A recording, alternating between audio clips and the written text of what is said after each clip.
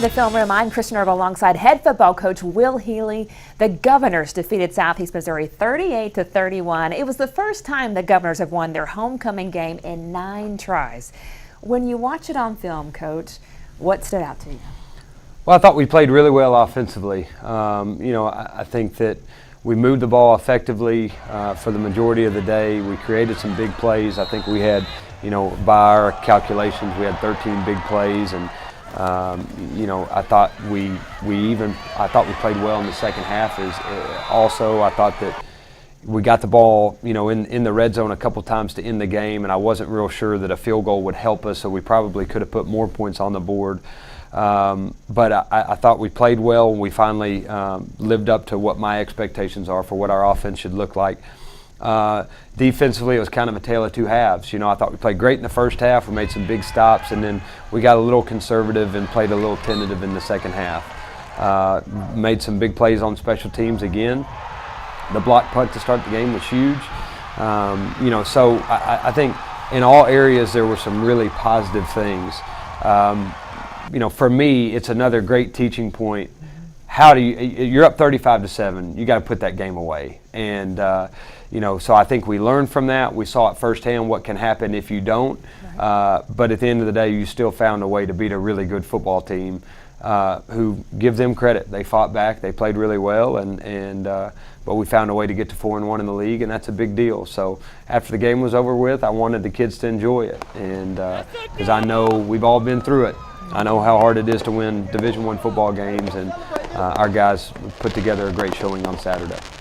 There are some big plays to talk about. Oates fall to Ron's days, a 52-yard touchdown strike. Kentel Williams broke a 74-yard run for pay dirt. What made the offense click on Saturday? It always starts up front. I know that's you feel the same way. I think that we did a really good job on the offensive line of controlling the line of scrimmage. I felt like that we made good decisions at the quarterback position. It's the first time we've been through a game this year where we have not had a turnover, which is a big deal. We talked about the turnover battle. Our backs are running the ball extremely well. I thought Jeremiah and Benico both did a great job at the quarterback position. We blocked well on the perimeter, so it was everybody. I thought it was as good an offensive performance against what we thought was a really good defense as we've had. So it was a little bit of everybody, but I was very proud of the outcome. Jeremiah Oatsfall made his first career start. I asked him before the game, hey, how you feel? His response, it's just another game. He credits that confidence with preparation. It paid off, almost 200 yards through the air, 2 passing touchdowns. He's the first quarterback in a Gov uniform to win a game and a career start since 2009. He's picked up Newcomer of the Week nod in the OVC. Coach, what grade would you give him? Well, quarterbacks are graded on wins and losses, so he gets an A, right? There you go. I thought some of Jeremiah's stuff that makes him so special are the ad-lib plays. We drop a snap on 4th down, and he and Elijah Brown just happen to hook up on a big 4th down conversion. He's cutting the thing all the way backside on a couple of them and picks up 25, 30 yards. He has a knack for making big plays when the ball's in his hand. I also thought he threw the ball really well. There's some timing stuff that I still think we've got to get down, but you can watch him improve with every snap. I think he's got an innate leadership ability about him. He's got a confidence about him where you can't really, it's never wavering. But I thought he played really well on Saturday, and fun to see how he would respond to that environment, but very proud of how he played. Defensively, you started out strong, held SEMO to 7 points in the first half. Give credit to the Red Hawks for battling back in the fourth quarter. What's your take on the defensive side of the ball? We knew how talented they were on the offensive side of the ball. I think their quarterback's very talented. I think they've got good weapons at wide out. So we knew we would have to play well in the second half to continue to hold them off the scoreboard. I felt like we looked a little timid. We looked a little passive. We got to be more aggressive and try to have some pride about what we're doing on the defensive side of the ball. We want to be the #1 defense in the OVC and a top 5 defense nationally. And so every point matters, every yard matters. And I thought we were a little bit relaxed in the second half and you're right, give credit to them because they fought hard and we knew they would. I just felt like we had opportunities to create some turnovers, missed 2 or 3 picks in the second half that could have ended the thing a lot earlier. And I think we learned on Saturday that if you continue to not put teams away, then they'll make it a little bit more interesting than what it should be in the long run. So I feel great about where we are on defense. I just would have liked to end that game feeling a little bit better about how we finished. For the third time this season, the Governor faithful have broken the attendance record at Forterra Stadium. When you look around and see this community supporting and hear from former players, what does that mean to you as a head coach? The number of times that I heard, it's my first time coming back to a game in 15, 20, 30, 35 years was amazing. And I tell anybody I get a chance to talk to that my goal is that everybody who's been to Austin Peay, played at Austin Peay, feels really good and has a lot of pride in the way that their former school is playing football. No different than I want the kids that leave here as part of our program to feel really good about Austin Peay football and Austin Peay athletics, and that means a lot to me. The crowds, to be able to break a home attendance record 3 out of 4 home games is a big deal. And I thought that whole atmosphere on Saturday was amazing. I think that we're putting ourselves up there in an elite category with home field advantage, and it's something our kids take a lot of pride in. We feed off of their energy, and Saturday was a special day. I'm just glad that the homecoming football game means something as part of homecoming week now. And our kids are having a lot of fun going through this ride. It sure was. Coming up is the Fuse Fireworks Assistant Coach's Corner. We go one-on-one with Luke Goodwin.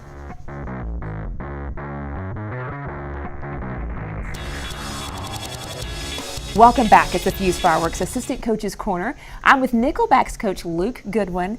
Coach, you've been at some pretty big places. Cincinnati, Texas Tech, North Carolina. What things have you gathered from programs such as those that you draw from today? I think a big thing is organization, detail, coming with the same attitude and demeanor every day, ready to work. At all those places, I worked with some outstanding coaches, some outstanding people. Coach Withers at North Carolina. Worked with Coach Kaufman, who I went with Texas Tech under Tommy Tuberville, and as Coach Kaufman's deal every day was, hey, let's be efficient in our work, let's get things done, let's be focused and detailed. And I think that's one thing in any program it's imperative and crucial, and that's one thing I've carried over throughout my career. You joined the staff this past summer. What made you decide to join this coaching staff? It's people, to be honest. I worked with Coach Hicks at Cincinnati for a year. Had a great relationship with him, kept in touch. He kind of bounced around. I came here, I wasn't really sure what the whole situation was. I wanted to kind of meet the staff and kind of feel them out a little bit, and I wanted to kind of put my best forward too. But I came here, and it's a unique group of people because they love football and they genuinely enjoy being around each other. And it's not always the case in this business. We're around a bunch of people who enjoy being around each other and they're working towards a common goal. And within, it couldn't have been hours of just being around them, talking ball and communicating with them and hearing some of the things that they've done here and they're working towards and the vision for the program. Seeing a bunch of people going the same direction, building something from the ground up's a unique experience. And as soon as I was around, I was like, I've got to be around this group of guys. Got to be around them. So I'll say that's probably it. It's been a good decision. Now today you work with the Nickelbacks. You have some leaders on defense. What makes them special? Two outstanding seniors, Malik Boynton and DP, and the one thing I can say about both of them is they're tremendously unselfish and they're here to win. When I first got here, and I'm talking with Boynton at the time, and I'm like, what do you want to get out of the season? What's your vision? And one thing he mentioned is, hey, I want to leave a legacy. I want to be able to people to look back years from now and say, I was there at the beginning. And when we moved DP at the end of camp, I talked to him and I was like, you know what? I remember talking to him the same question. What do you want to get out of this season? He's like, I want to find a way to win, Coach. I just want to win. And it really is rare. You talk about peaks and valleys. So those guys have seen the valleys. They've been the lowest of lows. And I couldn't be happier for them right now because they're competing their tails off every week. They come to practice. They enjoy practice. And I'm blessed to be around two guys as unselfish as they are. They could go the other way and say, you know what, I want to play more. And I'm sure they do both want to play more. They probably both want to play 70 snaps a game, but they're unselfish enough that they work together for the good of the team. they celebrate with each other. Every game there's a picture of them two jumping together and celebrating a good play, and it's a blessing to be around those kinds of players and leaders, and it's something I'm going to hopefully I can have a lot more of those throughout the rest of my career, but I know I'm blessed to have that right now. And they're feeding off what they've learned from you. Now, what made you decide to become a coach, and how did you get into coaching? Some of my earliest memories, my father's a high school football coach in North Carolina at a school called Bandy's High School. And so my earliest, happiest memories are there. Before I could even play football, I was out with the football team. I remember doing camp when I was younger. It was a fabric of me growing up, and that was a way that our family bonded. As I went through my high school career, I enjoyed it, had a great time. By the end of it, I kind of figured out that it was probably going to be about it for me. I enjoyed it, but I was never a great athlete, never a great player in that regard. So I kind of knew it was at the end. I had a chance to go to school at UNC Chapel Hill, and went there. I was done with football, but football was not done with me. I was kind of working as an equipment manager, and I was going to get into something else. I was going to try and be a lawyer or something. And after about 2 days of working with the football team, I was like, oh no, this isn't going to work. I have to be around it. Started meeting with the coaches. Started kind of not really meeting with the coaches, but going to meetings. Coach Withers, I used to go to Coach Withers' defensive backs meetings in the morning. It was early in the morning before anything else was going on. I'd try and get a little extra football in. And after about a year, that Coach Withers was like, all right, you can start helping us moving stuff around. And that's kind of how I got my start, just being around, and just I couldn't draw myself away from it. And I've been blessed to still be able to do it since then. So that's incredible. Are there any coaches that you get inspiration from? Certainly my father. It's relentlessly positive is an expression I would use, and he knows how to get after you. He's like any coach. He knows how to get after you. He's got a loud voice. He's a big man, but relentlessly positive. He's always the we're okay guy. And that's one thing that I kind of drew from him, is when chaos is going on around you, when everything's rolling around, you got to have the flatline voices. Hey, we're fine. Let's adjust and go on to the next deal. And that was good. Further inspiration. I mean, I've been lucky to have a great family. My mother watches the show every week. She always tells me about it. She's been a great influence in my life. She said nothing but great things about me coming here, even though I've moved away. My brother and sister, and very supportive, and certainly my wife. Mm-hmm. It's been tough because I kind of moved here in the summer, and we've had to live apart. And one thing I can say is I wouldn't be able to do what I do without her, and you know as well as anyone how hard this business can be on families. And she's been nothing but supportive of me and my career so far, and I'm blessed to have her in my life looking after me and helping me through this as well. We're excited. We are excited about the future of this program, the future of this team. So I know they're excited to have you here. Coming up is the Bojangles Player Spotlight. This week it's Corey Brown. Stay with us.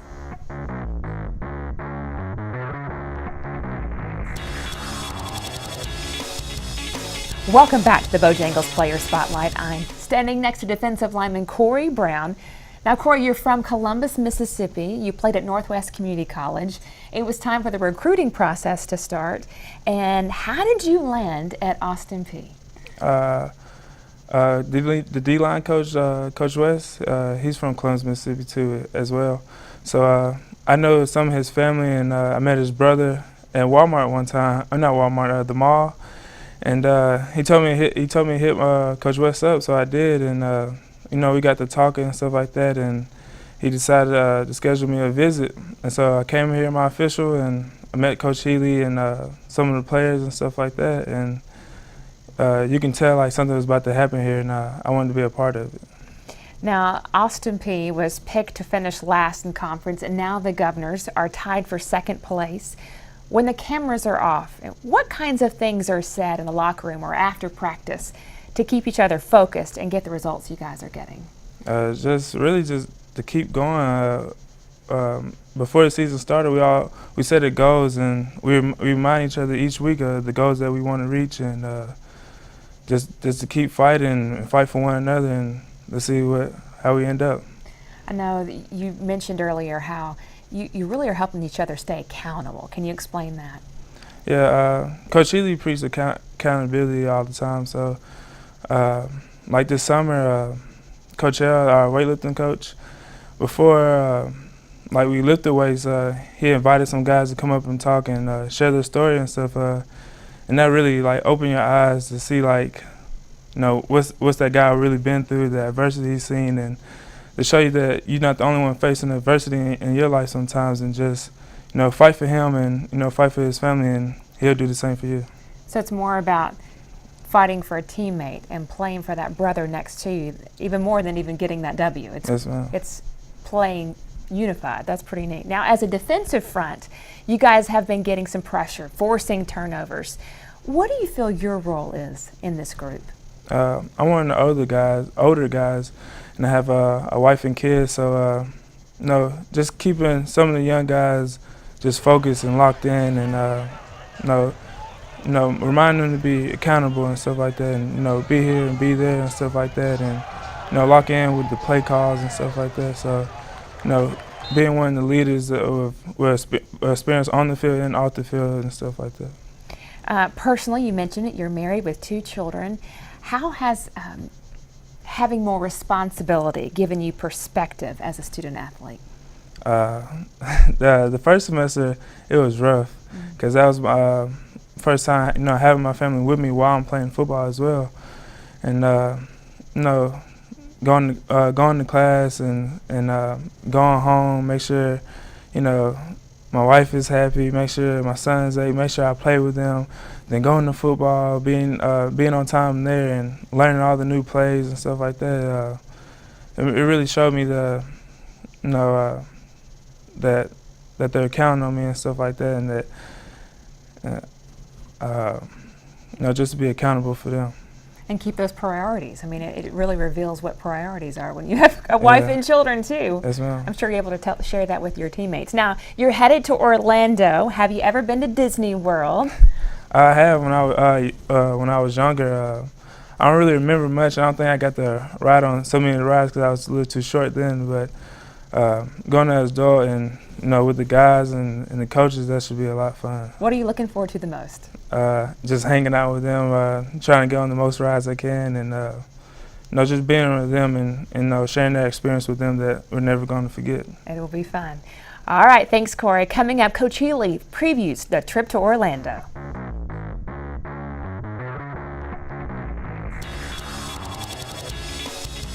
We're back on Inside the Film Room. We just spoke with Corey Brown. What impact has he had on this football team? He's been a great story, and Marcus West will take all the credit. He's a Columbus, Mississippi boy, so I promised after I met Marcus I'd never recruit anybody from Columbus again. But we've known about Corey for a long time, and Marcus has done a great job developing a relationship with him and his family. Corey was actually originally committed to Southeast Missouri, so it was a big game for him on Saturday. What he's done for our defensive line, I think, has been an amazing story. He's a great football player. He is so mature and has had so many life experiences that has made him grow up so much quicker than what most of the guys on our football team have had to do. So his college experience is totally different than what the other guys are going through right now. He is a great father. Just watching him interact with his kids, you know, I think Alexis is.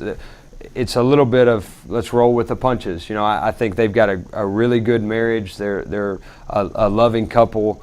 She's extremely supportive of him, and I know both of them have had to grow up quickly, and you know, and then seeing those 2 kids run around at practice and around a lot is special, and Corey is mature beyond his years, and I think that's helped our football team, our defensive line position group put things into perspective. I think it's also helped those guys understand that Corey's playing for something other than just college football. He's playing for a family, he's playing for his wife, and he's made the most of the opportunity. He's a great player, but he's such a lead by example type guy that I think our defense has followed his example, and we've been so much more successful by having him.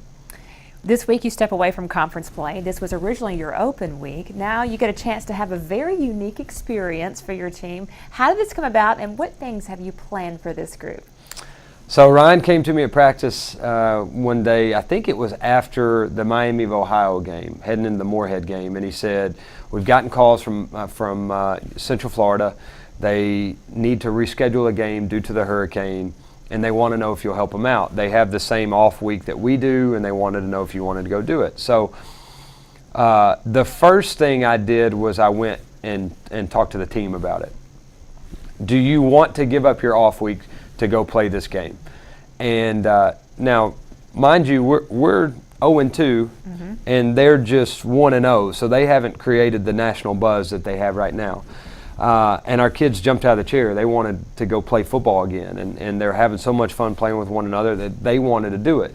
Then I went and talked to the staff, and they said, let's do it. We think it will continue to help us get some national exposure and be in the spotlight a little bit. Obviously you're going to play a really good football team, so it's even turned out to probably give us more national exposure than even we thought.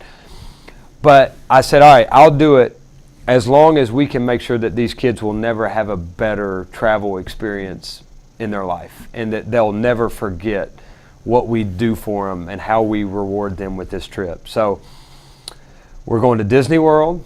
We're going to the beach, and we're going to have a big spread set up on the beach. We're going to have a walkthrough on the beach and hang out at the pool and go in the ocean. And I'll probably show my really nice dad bod out on the beach there.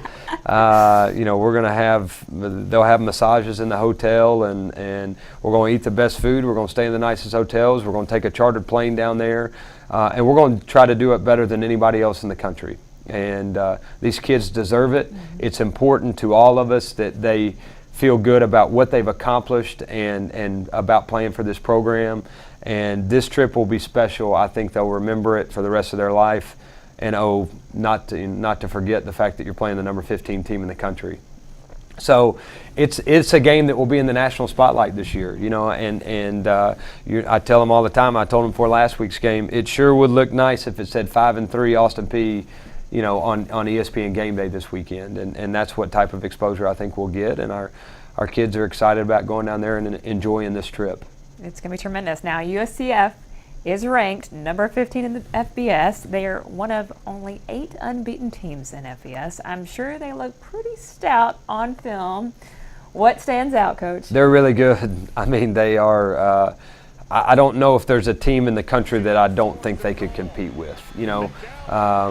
As far as the Power 6, the conference teams they're at the top of the list, and I know that everybody in that area is kind of talking about the Central Florida USF game that will happen at the end of the year, and that will be a big game. But I think they're very physical. They're extremely talented on the defensive side of the ball. Again, another difficult scheme to prepare for. They have big bodies. They run well. They got really good ball skills. They can lock you up in man coverage. Offensively, Coach Frost was at Oregon when they were really rolling, and so he brings some tempo, brings some spread offense. I think their quarterback makes great decisions, throws the ball really well. They got weapons at wideout. They're big up front. They can spread you out and run the football. There's not a weakness. I mean, there's really not, and it's supposed to be an unbelievable stadium. It's I'm sure it will be a great atmosphere. This is a guy who took over a program that did not win a game the year before he got there. Then he goes 6-6 a year ago, makes a bowl game. Now he's 6 or 7-0 and ranked 15th in the country. So we can learn a lot from what he's done. He's probably the hottest name on the market as far as coaches are concerned, and I told our kids, here's what I want to do. I want to go have more fun. I want to prepare our rear ends off Monday, Tuesday, Wednesday. Thursday and Friday, I want to take some time away from it. I want to have more fun than anybody else in the country. And then Friday night, when we get back in there and start pregame prep, let's lock back in. Let's show how mature we are. Let's show how much fun we can have playing football. And then, like they always do, let's go compete our rear ends off on Saturday and see what happens. All right, Go fans. We will give you an all-access pass to the trip to Orlando. Follow our social media sites at Let's Go Peay for behind-the-scenes footage. Kickoff is Saturday at 4 o'clock Central Time. You can watch that on ESPN3. Then flip over to Facebook to check out our post-game coverage at Let's Go Peay. Thank you so much for watching Inside the Film Room with Coach Will Healey. I'm Kristen Ergel. We'll see you next time.